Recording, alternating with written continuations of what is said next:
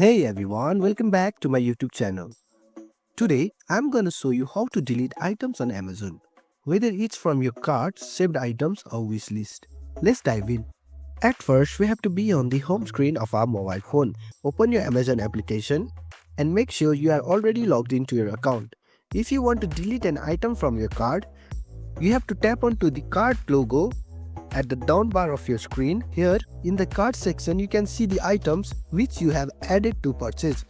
To delete them, just tap onto the delete button and there you go, you have deleted the item from the cart. And to delete the item from the list, you have to tap onto the profile icon. Here in the profile interface, tap onto the list and select the list from which you want to delete item. For now, let's select Christmas list. Here you can see the items which you have added to the Christmas list. If you want to delete an item, you have to click on 3 dots and the various option pops up. You just have to simply tap on delete. And there you go, you have deleted an item from the wish list. And this is how you can delete items on Amazon. If you found this video helpful, don't forget to hit like and subscribe. Thanks again for watching and I will catch you in the next one.